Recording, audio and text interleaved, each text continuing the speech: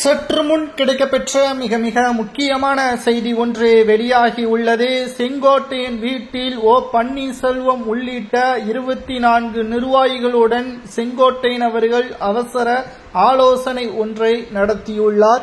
எடப்பாடி பழனிசாமியின் பதவி பறிக்கப்படுமா? சட்டசபை தேர்தல் நடைபெறுவதற்கு இன்னும் 7 மாதங்களே இருக்கக்கூடிய நிலையில் அதிமுகவின் முடிவுகள் தான் என்ன?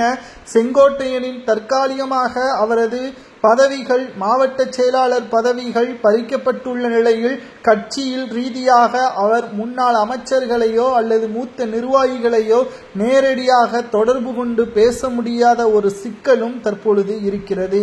எடப்பாடி பழனிசாமி அவர்களுக்கு எதிராக அதிமுகவின் தலைமை அலுவலகத்தில் போராட்டத்தை நடத்த செங்கோட்டையன் அவர்கள் முடிவெடுத்திருப்பதாக ஏற்கனவே நாம் பார்த்திருந்தோம். அது பற்றியான பேச்சுவார்த்தை தான் நேற்று செங்கோட்டையன் அவர்களது வீட்டில் நிர்வாகிகளுடன் பேச்சுவார்த்தை நடத்தப்பட்டிருப்பதாகவும், இதில் செங்கோட்டையனுக்கு ஆதரவாக OPS டிடிவி தினகரனும் இருந்ததாகவும் கூறப்படுகிறது. சட்டசபை தேர்தலில் திமுகவின் மீது கடுமையான கோபத்தில் இருக்கக்கூடிய தமிழக மக்கள் இதை கச்சிதமாக அதிமுக பயன்படுத்தி கொள்ள வேண்டும். ஏனென்றால் தமிழகத்தை பொறுத்தளவிற்கு தொடர்ச்சியாக 2 முறை திமுக ஆட்சி அமைத்தது கிடையாது. அது மட்டுமல்ல, 2026 சட்டசபை தேர்தல் என்பது திமுக சொன்ன வாக்குறுதிகளையும் நிறைவேற்றாமல் மக்களை ஏமாற்றக்கூடிய வகையில்தான் அவரது ஆட்சிகளும் அமைந்திருக்கிறது.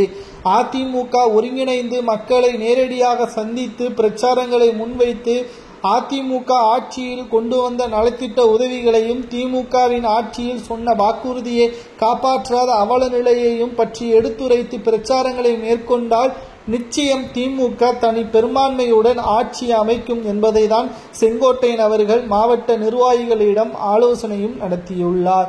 இதற்கு எடப்பாடி தடையாக இருப்பதன் காரணமாக அவரை பதவியிலிருந்து மாற்ற வேண்டும். அப்பொழுதுதான் அதிமுகவின் வெற்றி என்பது உறுதி செய்யப்படும் என்பதை செங்கோட்டையன் அவர்கள் அழுத்தம் திருத்தமாக கூறியுள்ளார்.